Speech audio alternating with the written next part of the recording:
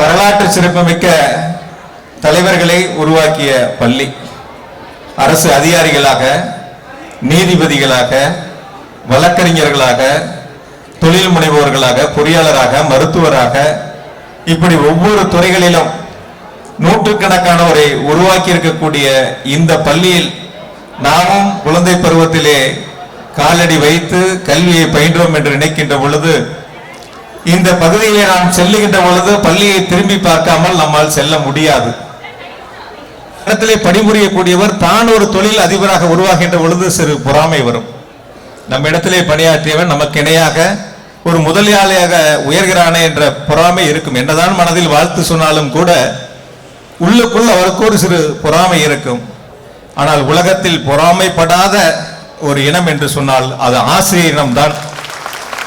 தன்னிடத்தில் படித்த ஒரு மாணவன், தன்னிடத்தில் படித்த ஒரு குழந்தை ஒரு உயர்ந்த நிலைக்கு செல்லுகின்ற பொழுது, ஒரு அரசு அதிகாரியாகவோ அல்லது ஒரு நீதிபதியாகவோ அல்லது உயர்ந்த நிலைக்கு செல்லுகின்ற பொழுது, இவன் என் மாணவன் என்று சொல்லி பெருமைப்படக்கூடிய ஒரு சமுதாயம் என்று சொன்னால் அது ஆசிரியர் சமுதாயம். நம் வாழ்நாள் முழுக்க அவர்களை நன்றியுணர்வோடு எண்ணி பார்க்க வேண்டும். நம்முடைய தமிழ்நாட்டினுடைய முதலமைச்சர் மாண்புமிகு தளபதி அவர்கள் பள்ளி கல்வித்துறைக்கு குறிப்பாக அரசின் சார்பில் பல்வேறு வரலாற்று சிறப்புமிக்க திட்டங்களை செயல்படுத்தி வருகின்றார்கள். நம்முடைய மாவட்ட ஆட்சித்தலைவர் அவர்கள் அதை இங்கே பட்டியலிட்டு ஒவ்வொன்றாக எடுத்து சொன்னார்கள். மீண்டும் அரசினுடைய நிதிநிலை அறிக்கை தாக்கல் செய்யப்படுகிறது.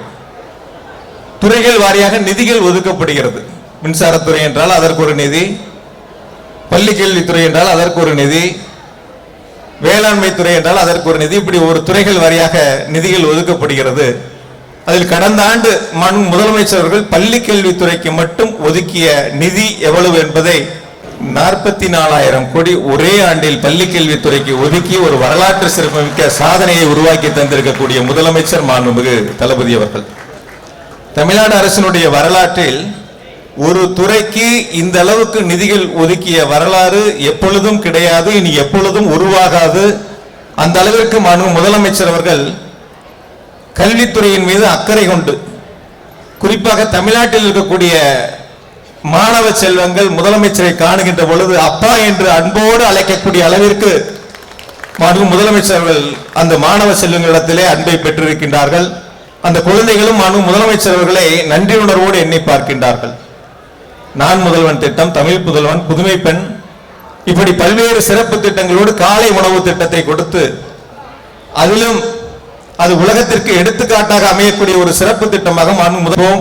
இந்த பள்ளியினுடைய வளர்ச்சிக்கும் நம்முடைய பகுதியினுடைய வளர்ச்சிக்கும் கரம் கோர்த்து செயல்படுவோம் என்ற உறுதியை எடுத்துக்கொள்ள வேண்டும் என்று அன்போடு